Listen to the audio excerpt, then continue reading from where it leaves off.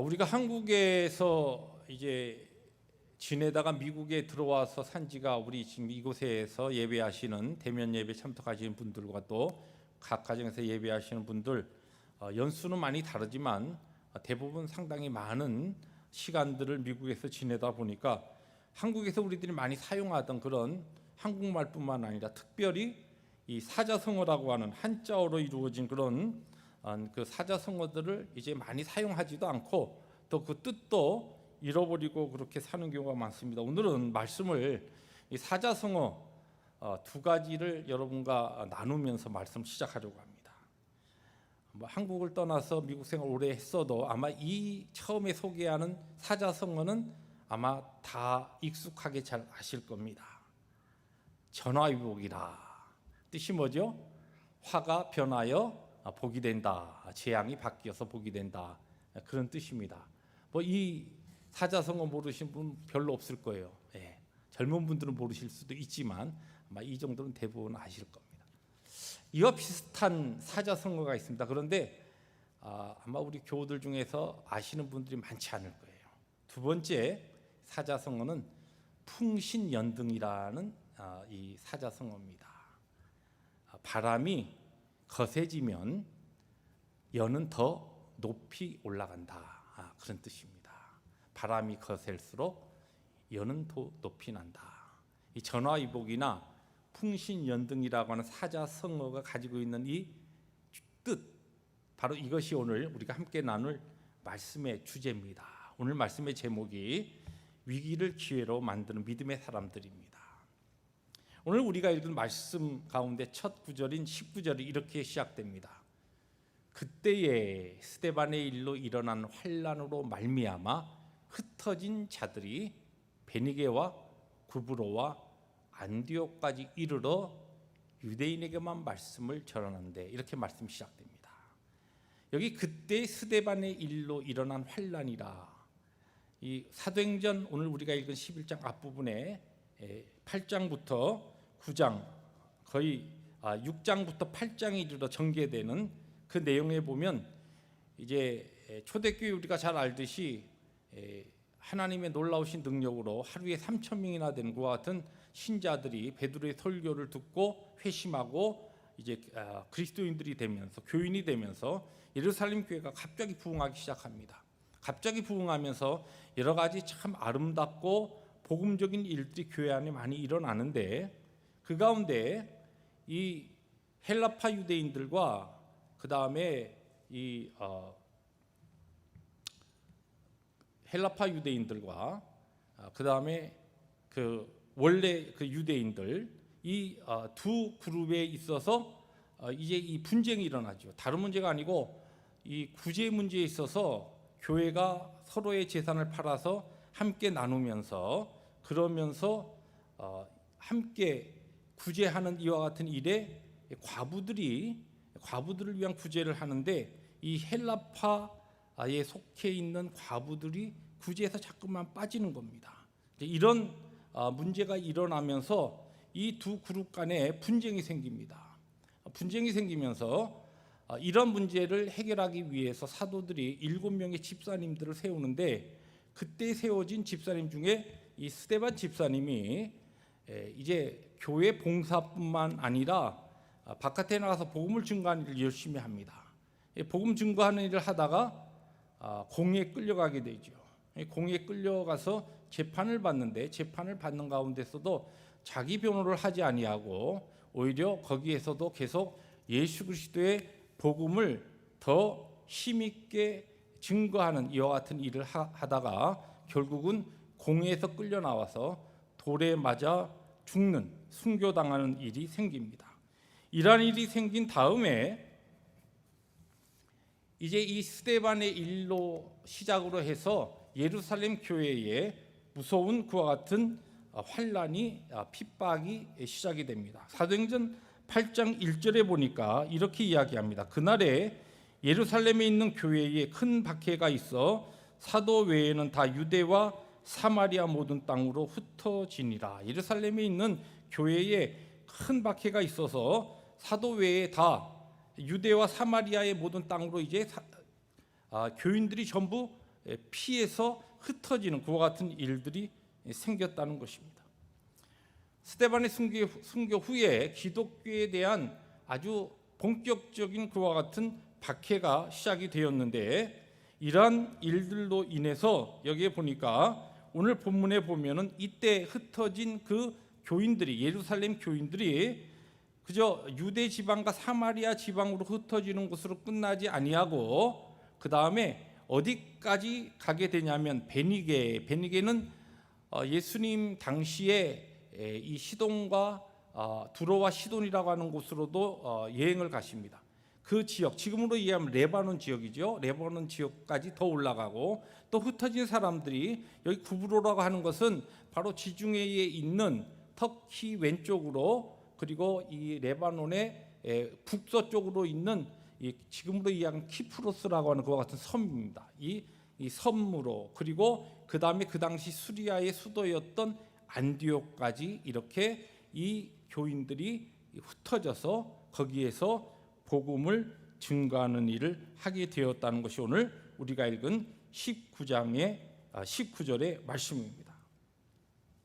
오늘 여기에서 이 초대교회에 일어난 이 환난과 핍박이 오히려 초대교회의 그 교회가 유대인들과 예루살렘에만 국한되지 아니하고 전 열방과 전 세계로 퍼져나가는 그와 같은 도화선이 바로 핍박이라고 하는 이 환난으로 말미암아 시작되었다라고 하는 것을 오늘 성경은 우리에게 증거하고 있습니다. 그런데 오늘 본문을 우리들이 함께 묵상하면서 우리들이 주의해야 할 것이 있습니다. 말씀 제목이 위기를 기회로 만드는 믿음의 사람들이라고 그렇게 말씀의 제목을 잡았는데, 그러면 초대교회에 환난과 핍박의 위기를 하나님 나라 확장의 기회로 삼았던 이 초대교회의 예루살렘 교인들, 이 크리스찬들은 어떤 특별한 믿음과 특별한 능력의 사람들이었는가? 그것이 아닙니다. 평범한 사람들이었습니다. 그런데 구태여 그들이 다른 사람들과 구분된다고 한다면 예수 그리스도를 믿는 믿음, 그 믿음이라고 하는 것이 그들로 하여금 그들의 위기와 어려움을 바꾸어서 하나님이 주시는 복음의 기회로 삼을 수 있는 그와 같은 하나의 통로가 되었다는 것입니다. 다른 것은 전혀 없습니다. 이들에게 있었던 것은 예수 그리스도에 대한 믿음입니다. 그러면 그들의 믿음이 어떠한 믿음이었기에 이 위기를 기회로 바꿀 수 있었는가? 이 질문에 대한 답을 찾아가면서 오늘 사도행전을 중심으로 오늘 우리에게 주시는, 주님께서 주시는 귀한 교훈들을 함께 나눠보려고 합니다. 먼저 오늘 말씀을 통해서 우리가 배울 수 있는 것은 믿음의 사람, 예수 그리스도에 대한 참된 믿음을 가진 사람들은 우리의 삶에 일어나는 위기에 하나님의 뜻을 찾는다. 이것이 오늘 성경이 우리에게 증거하고 있는 첫 번째 중요한 메시지입니다. 초대 예루살렘 교회에 왜 이런 환난과 핍박이 찾아왔을까? 왜 예수 믿고 하나님 앞에 경건한 삶을 살아가면서 자신의 재산조차도 포기하며 그들의 가치관을 바꾸고 하나님 앞에 그렇게 열정을 가지고 주님의 영광을 위해서 살아가는 예루살렘 교회에 왜 하나님께서 이런 환난과 핍박을 허락하셨냐는 것이죠. 물론 그 상황을 그냥 가까이서 보면 이 기독교인들의 이 팽창과 새로운 종교의 출현이 기존의 종교였던 유대교에 있어서 큰 위협이 되었기 때문에 유대교 지도자들이 이것을 핍박하는 것, 우리들이 그렇게 그냥 단순하게 설명할 수 있지만 배후의 역사의 주관자 되신 하나님께서 왜 예루살렘 교회의 복음의 이 역사, 뜨겁게 하나님 앞에 하나님을 예배하고 하나님을 열심히 경배하는 그 초대교회 예루살렘 교회를 왜 하나님께서 보호하시지 않고 하나님의 그 전능하신 능력으로 그들을 지키시지 아니하고 이 핍박과 환난으로 인해서 스데반 집사가 돌에 맞아 죽는 것을 허락하시고 그 일로 인하여서 더 무서운 핍박이 교회에 닥치면서 사람들이 자기의 집과 자기의 거처를 떠나서 피신해야 하는 이와 같은 어려움을 왜 하나님이 허락하셨느냐는 것입니다. 이때의 믿음의 사람은 이 위기 가운데 왜 하나님께서 이것을 허락하셨을까라고 하는 하나님의 뜻을 찾았다는 것입니다. 아니, 성경 어디에서 이들이 하나님의 뜻을 찾았다는 것과 같은 이야기가 나옵니까?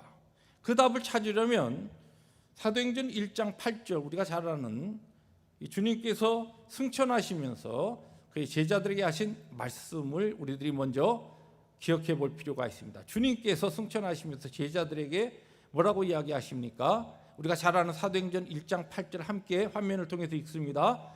오직 성령이 너희에게 임하시면 너희가 권능을 받고 예루살렘과 온 유대와 사마리아와 땅끝까지 이르러 내 증인이 되리라 하시니라. 주님께서 승천하시면서 그의 제자들에게 그렇게 말씀하셨습니다. 성령이 임하여서 너희들이 권능을 받게 되면은 그 권능을 받고 그 은혜를 받고 교회가 시작된 다음에 너희들이 예루살렘과 그 다음에 온 유대와 사마리아와 땅끝까지 이르러 땅끝까지 가서 내 증인의 삶을 살아야 한다고 이미 말씀하셨어요. 그런데 성령께서 오순절날 임하시고 교회가 시작되고 예루살렘에 엄청난 역사와 부흥이 일어났는데도 불구하고 예루살렘 교회는 그 안에서 예루살렘을 벗어나지 못하고 있었습니다. 그러니까 하나님께서 이 무서운 핍박을 허락하셔서, 무서운 핍박을 하나님께서 이 예루살렘께 허락하셔서 하나님께서 강제로 그들을 흩으셨다는 것입니다. 그들이 이 하나님의 뜻을 찾았다는 것을 우리가 무엇을 통해서 추정해 볼 수 있느냐 하면 사도행전 8장 4절에 보면 이런 말씀이 나옵니다. 그 흩어진 사람들이 흩어져서 이 핍박으로 인해서 흩어진 사람들이 두루 다니며 복음의 말씀을 전할 때 그들이 핍박을 피해서 유대와 사마리아 각 지방으로 흩어져서 조용히 숨죽이고 살았다. 그러지 않았다는 것이에요. 그들이 이 무서운 핍박과 죽음의 위협을 피해서 그들이 각자로 흩어져서 조용히 숨어서 사는 것이 아닙니다. 그들이 오히려 흩어진 다음에 이곳 저곳을 두루 다녔다는 것은 그들이 의도적을 가지고 어떤 목적을 가지고 그들이 다니면서 복음을 전했다는 것이에요. 단순하게 핍박을 피해서 그들이 피동적으로 그냥 어떤 곳에 가서 조용히 지냈다는 것이 아니라 핍박이 오니까 사람들이 흩어진 다음에 이제는 왜 우리들이 하나님께서 이와 같은 일을 우리에게 허락하셨을까? 하나님의 뜻을 찾으면서 그들이 의도적으로 능동적으로 적극적으로 그들이 복음의 대상자를 찾아다니면서 예수 그리스도가 메시아라고 하는 복음의 말씀을 전했다는 것이에요. 믿음의 사람들은 위기가 올 때에 왜 이것이 우리에게 왔는가라고 하는 그 근본적인 본질적인 문제를 생각하면서 하나님의 뜻을 찾게 된다는 것입니다.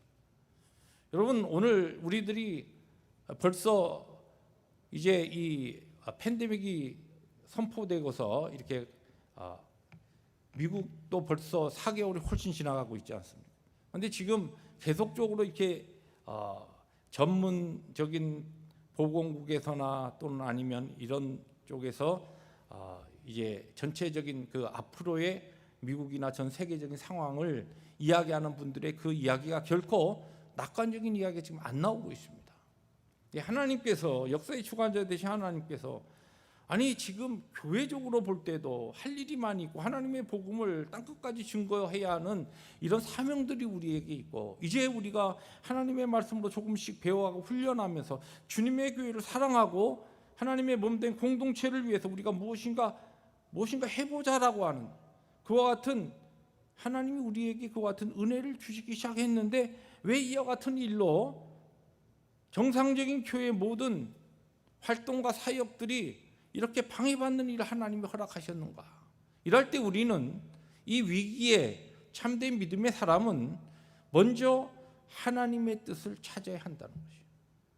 이 공동체적으로도 그렇지만 우리 개인적으로도 하나님께서 왜 이것을 왜 내 사역의 현장에 오늘 내 삶에 내 가정에 왜 이것을 허락하셨을까?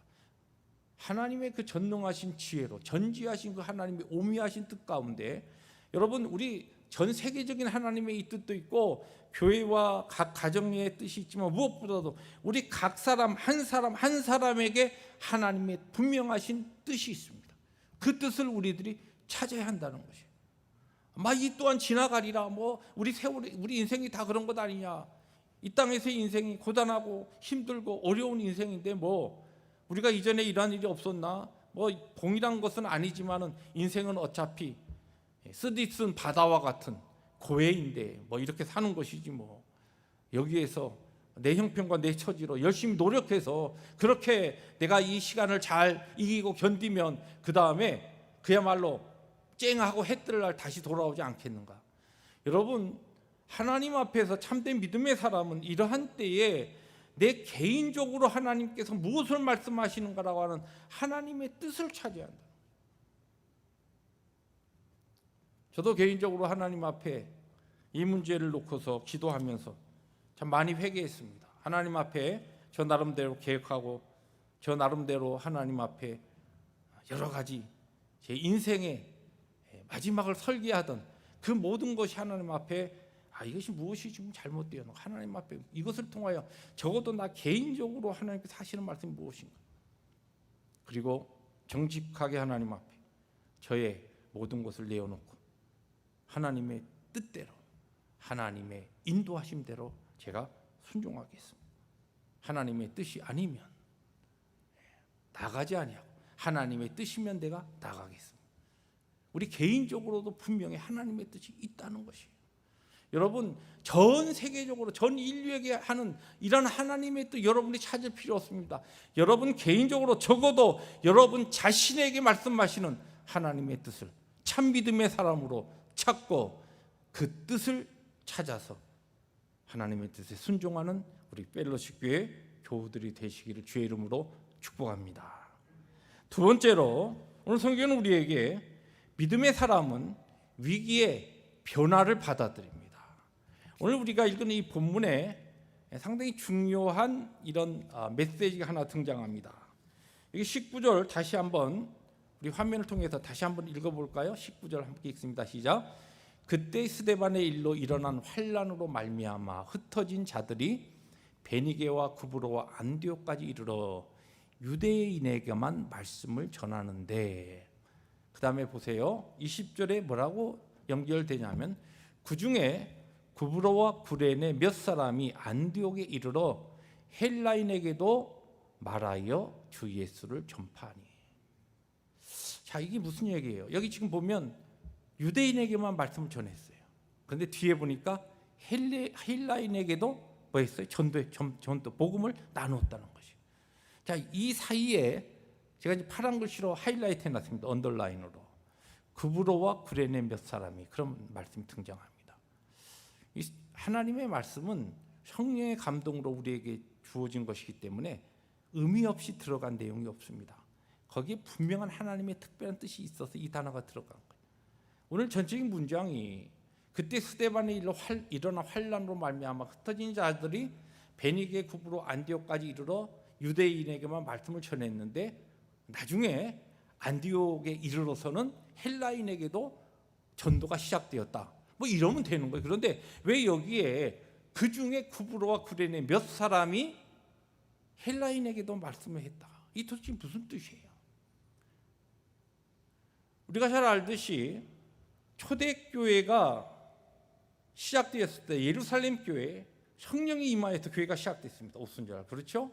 그런데 이때에 이 사람들은 누구냐 하면은 이 예루살렘 교회 교인들은 누구냐 하면 예루살렘 중심으로 살던 유대인들 중에서 예수님이 메시아다라고 하는 이 복음, 그래서 우리의 죄를 위해서 십자가에서 메시아로 오셔서 이 땅에서 오셔서 공생의 삶을 사시고 그리고 메시아로서 죽으시고 부활하시고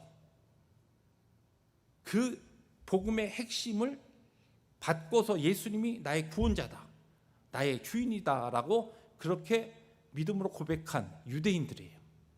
1차적으로 예루살렘에 살던 유대인들입니다. 그전에는 이 사람들이 다 유대교인들이었어요. 예수를 믿고 이제 쉽게 해서 기독교인이 된 겁니다. 그리고 오순절날 각지에서 디아스포라로 로마 제국의 그 당시에 많은 곳에 흩어져 있었던 사람들이 이 오순절날 모여들었다가 이 복음의 놀라운 오순절의 성령의 역사를 보고서 이때 베드로의 설교를 듣고 그 다음에 이 교회를 중심으로 믿는 자들 중심으로 일어나는 기적과 또 이 사도들을 통하여 일어나는 하나님의 역사를 그들의 눈에 보면서 야 이게 뭐냐, 이 분명히 살아계신 하나님의 역사구나, 이 메시아의 역사구나, 이 그리스도의 역사구나, 이 복음이 참이구나. 그리고서 그것을 통하여 그들이 심령을 열고 하나님께서 택하신 그 유대인들, 디아스포라로 예루살렘에 모여든 그 유대인들이 그 다음에 예수를 믿게 됩니다. 이 그룹이 예루살렘 교회를 막 이렇게 세워가는 것이에요. 그런데 이제 환난과 핍박이 일어나니까 사도들 중심으로 얼마만 남겨두고 사실은 거의 다 막 흩어집니다. 흩어졌는데 여기 지금 구브로와 구레네 몇 사람이라는 이것이 무슨 얘기냐면, 구브로는 우리가 아까도 이야기했지만 키프로스라고 하는 상당히 큰 도시, 섬이죠. 거기에서 살고 있었던 디아스포라 유대인을 이야기합니다. 이 구브로 사람을 얘기하는 게 아니에요. 그 다음에 구레네는 북아프리카 중에서 지금으로 얘기하면 리비아의 한 지역인데, 여기에서 역시 디아스포라로 있던 유대인들 중에서 어디로 왔어요? 이 사람들이 예루살렘에 와서 예수를 믿게 된 거예요. 핍박이 생기니까 흩어졌습니다. 흩어져서 이들이 안디옥에 이르러서 이 사람들이 어떻게 했냐면 그 전에는 유대인에게만 복음을 전한 겁니다.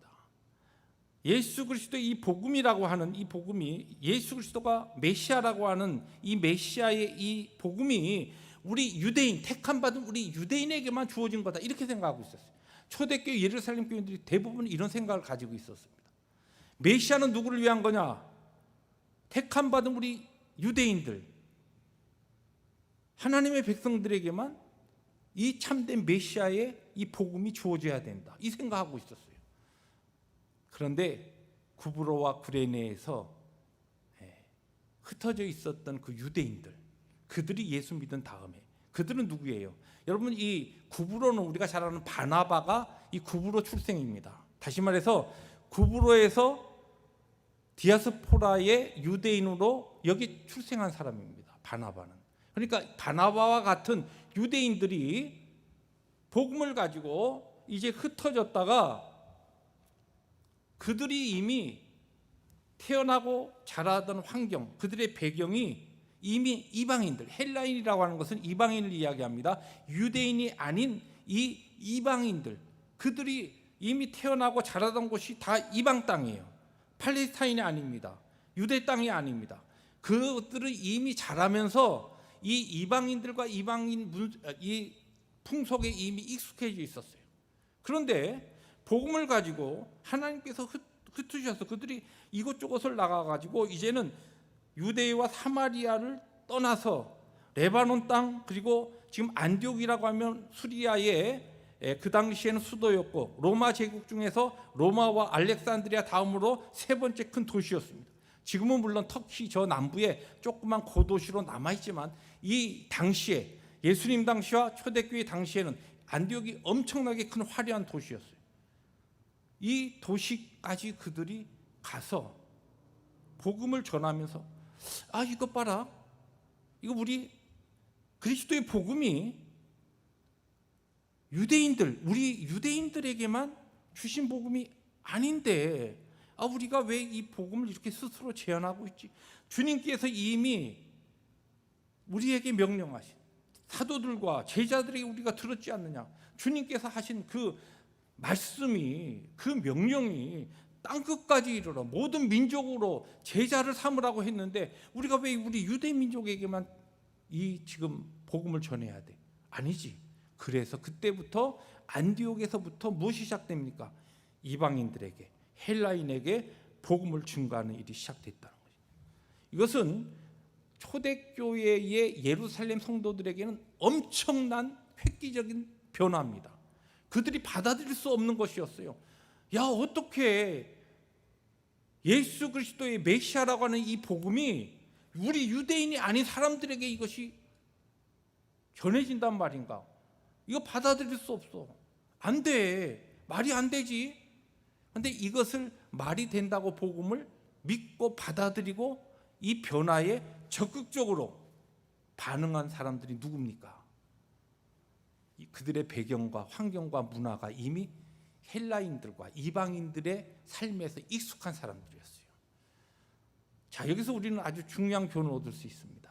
여러분, 지금 제가 2주 전부터 예배 새로운 표준, 또 이제 이번 주는 주보의 목회 단상으로 전도의 선교의 새로운 표준, 뉴노멀이라고 그렇게 이야기하는데, 본질적인 것은 바뀌는 것이 아닙니다. 우리 신앙의 본질적인 것은 바뀌지 않지만 하나님께서 이와 같은 시대적인 환경을 바꾸면서 우리에게 새로운 이와 같은 자세를 우리들이 요구할 때에 거기에 우리가 어떻게 참된 신앙을 지키면서 어떻게 반응해야 될 것인가. 여러분, 참 믿음의 사람은 우리에게 있는 위기가 닥칠 때 하나님께서 우리에게 변화를 요구하실 때가 있어요. 변화를 요구하실 때. 이 변화를 기회로 받아들이면서 거기에 우리들이 순응해 나가야 됩니다. 옛날 우리가 지키던 것 이것만 바른 것이다. 신앙의 본질적인 것은 지키되 문화가 바뀌면서 하나님을 예배하는 어떠한 그 방식이 바뀌어질 때 이것을 누가 지금 이 변화에 유대인들에게만 복음을 증가하던 이 복음의 이 확산이 이방인에게도 퍼지는 것을 누가 감당했냐면 이미 거기에 하나님께서 그의 삶의 환경을 통하여 배경을 통하여 이미 익숙한 사람들이 자기가 가진 그 배경과 은사와 달란트를 가지고 하나님의 그 복음의 부르심 앞에서 적극적으로 반응해서 헬라인에게 이방인에게도 복음을 증거하게 되었고, 오늘 우리가 읽은 본문 말씀은 안디옥 교회가 시작되는 말씀입니다. 안디옥에 교회가 시작되면서 여기에서부터 어떤 일이 일어나죠? 이제 그리스도인이라고 하는 그 명칭이 생겨나면서 이방인에게 하나님의 복음이 본격적으로 관문이 활짝 열리는 이 역사가 시작됩니다. 여러분, 하나님께서는 역사의 주관자로서 우리의 모든 환경을 통하여서 일하십니다. 그런데 중요한 것은 우리의 삶에 있어서 어떤 환난과 위기가 올 때에 하나님이 우리에게 원하시는 변화가 있어요. 이것을 하나님 나에게 주신 은사와 나에게 주신 환경과 배경을 가지고 적극적으로 그 은사에 우리들이 헌신할 수 있어야 됩니다. 3주 전에 저희 교회에 포스트 코로나 시대를 준비하기 위한 사역팀을 모든 교우들에게 그냥 모든 직분과 관계없이 은사 있는 분 그리고 하나님 앞에 기도하면서 하트가 있는 분이 들어오십시오. 그런데 많이 참여를 아직 못했습니다. 아마 그것이 어떤 일인가 하고는 싶어도 내가 뭐 이거 가서 할 수 있는 일이 있을까 그런 생각을 가지고 아마 이렇게 망설이시는 분이 교우들이 많이 계신 것 같아요. 그런데 여러분 기억하십시오. 여기 지금 구브로와 구레네 몇 사람, 이 사람들은 하나님께서 이미 그들의 삶의 환경을 통하여 헬라인에게 복음을 증거할 수 있는 그런 다른 사람보다 더 좋은 그와 같은 배경과 은사와 달란트를 주신 사람들, 그 사람들이 참 믿음을 가지고 그 위기에 하나님이 원하시는 변화를 받아들이는 그 역할을 감당합니다. 우리 교회가 하나님께서 이 시대적으로 하나님이 원하실 때, 하나님이 요구하실 때 앞서가지도 아니하고 너무 늦게 가지도 아니하고 하나님의 뜻에 합당하게 우리가 복음의 가장 중요한 신앙의 이 기본을 우리들이 지키면서 하나님의 원하시는 방향으로 우리들이 잘 순종하기 위해서는 우리 각자에게 하나님이 주신 은사와 우리에게 주신 달란트와 우리에게 주신 모든 것을 가지고 이 부르심 앞에서 헌신할 수 있어야 한다는 것입니다. 변화가 요구될 때는 하나님의 부르심 앞에서 우리의 자신을 드리면서 변화에 순응하는 사람들이, 이 변화에 우리의 달란트를 가지고 바로 적극적으로 반응하는 사람들이 참 믿음의 사람들이었다는 것을 오늘 성경을 통해서 우리가 배울 수가 있습니다. 마지막으로 오늘 성경은 우리에게 믿음의 사람은 위기에 주의 능력을 체험한다는 것입니다. 오늘 마지막 절 보면 주의 손이 그들과 함께 하심에 수많은 사람이 믿고 주께 돌아오더라, 그런 말씀이 나옵니다. 여기 주의 손이 그들과 함께 하심에 이 구약적인 표현인데 사무엘상에 나오는 말씀입니다. 주의 손이 그들과 함께 했다는 것은 이 뜻을 현대인의 성경에서 아주 잘 번역을 했습니다. 주님의 능력이 그들과 함께 함으로, 그런 뜻이에요. 주님의 능력이 그들과 함께 하였기 때문에 수많은 사람들이 믿고 주께 돌아왔어요. 누구에게? 이 지금 하나님 앞에 자기의 배경과 은사를 가지고, 경험을 가지고 하나님이 원하시는 복음의 이 확장이 유대인뿐만 아니라, 우리 유대인뿐만 아니라 이제 이방인들, 헬라인에게도 하나님께서 원하신다라고 하는 것을 그들이 깨닫고 하나님의 변화의 요구에 적극적으로 반응한 그 사람들, 그 믿음의 사람들에게 주님의 능력이 함께했다는 것이. 여러분, 수많은 사람들이 예수님 믿고 죽게 돌아오는 거, 이거 사람이 할 수 있는 게 아닙니다. 다시 말해서 구원은 우리 사람의 능력으로 할 수 있는 게 아니에요. 하나님이 하시는 일입니다. 뿐만 아니라 우리가 이 땅에 하나님 주시는 은혜 가운데 살아가면서 내 노력, 내 힘으로 할 수 있는 일이 있고, 내 힘과 내 능력으로 할 수 없는 일이 있습니다. 아무리 내가 노력하고 내가 내 모든 것을 다 쏟아 부어도 할 수 없는 일이 있어요. 그런 일은 누가 하셔야 됩니까? 하나님이 하셔야 돼요. 인류의 아무리 인생의 지금 최고의 문명이 발달한 이와 같은 IT나 아니면 인공지능이나 그 수많은 것과 같은 인생의 지혜를 가지고 아직도 할 수 없는 일이 있습니다. 우리가 지금 경험하는 일을 통하여 너무 처절하게 이것을 우리가 학습하고 있지 않습니까? 그럴 때 필요한 것이 뭐예요? 하나님의 능력이에요. 주님의 능력이에요. 그런데 믿음의 사람은 환난과 위기가 닥칠 때에 실제 개개인적인 삶에서 주님의 능력을 체험한다는 것이에요. 근데 여러분, 이 주님의 능력을 체험한다는 것이 굉장히 막연하고 추상적으로 들릴 수 있습니다. 여러분, 우리가 어떻게 하나님의 능력을 체험할 수 있을까요? 우리 개인의 삶 가운데. 이 크리스천 투데이의 컬럼니스트로 많은 글을 써서 많은 사람들, 현대 크리스천들에게 이 도전을 주고 있는 J.B. 카칠라라고 하는 분이 하나님의 능력을 체험하는 방법을 3가지로 설명했습니다. 이것을 여러분에게 소개하려고 합니다. 먼저 이 카칠라라고 하는 이 컬럼니스트가 오늘 현대인의 크리스찬이 개인의 삶에서 하나님의 능력을 체험할 수 있는 방법이 분명히 있다. 주의 능력을 삶으로 체험할 수 있는 방법이 있는데, 이 방법을 소개하면서 전제로 무엇을 이야기하냐면, 하나님께서 말씀으로 세상을 창조하셨는데 무에서 유를 창조하신 하나님의 말씀은 그 자체가 능력이고, 하나님의 능력을 가장 잘 이야기할 수 있는 것이 무엇이냐면 하나님의 능력이라고 그랬어요. 그러면서 그러나 많은 그리스도인들은 이 말씀의 능력을 실제로 체험하지 못하는 경우가 많다는 것이에요. 오늘 대부분의 크리스찬들이 하나님의 능력 삶으로 체험하지도 못하고 하나님의 말씀의 능력 특별히 체험하지 못한다는 것이에요. 하나님의 말씀 안에 담긴 구원의 능력을 체험하지 못하는 사람도 많지만, 삶의 변화의 능력, 우리의 삶의 목적을 부여하고 우리의 삶의 확신과 어떤 환경 가운데서 평강을 주는 그 주의 능력을 경험하지 못하는 크리스찬들이 너무 많이 있다는 것이에요. 그러면서 이렇게 3가지로 하나님의 능력을 체험하는 방법을 제시하고 있습니다. 첫째, read it 그랬어요. 읽으라는 것이. 무엇을?